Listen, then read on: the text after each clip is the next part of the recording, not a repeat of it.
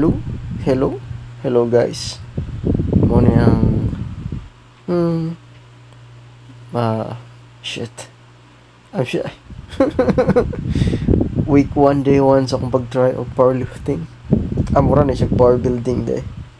So dire ang first exercise kay barbell squat. So ako gina-try nga 70 kilos for 7 reps. First time na ako nag-bike og barbell squat sukad napiang ang hips. So karon nangita na po pamaag nga mapiang na sad ang akong hips. Alright. So if naamoy mga tips para unsaon para kusog ang barbell squat, feel free to comment below. Yes. Thank you again, Chana. So ang next exercise nga akong buhaton kay bench press. So gina-try na ako ng murag powerlifter gyud ang style. So mo na 60 kilos ni for 7 reps. Gina-try na ako nga controlled post rep. Uy, nanangurat. Ana gina. Ingani gud ang pag-aswat.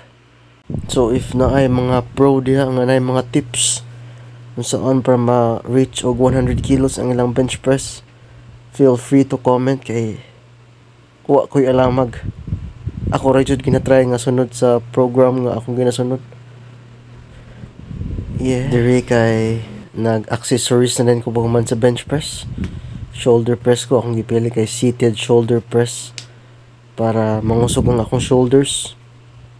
So gitry na ko nga 60 pounds each hand for 12 reps. Pagkuman ani nagbuhat na din ko mga other accessories pero wala na ko na record. Mao to siya akong week 1 of day 1. Day 1 of week 1 day. Shit. Again, Chana. I'm okay. I'm fine. Shit.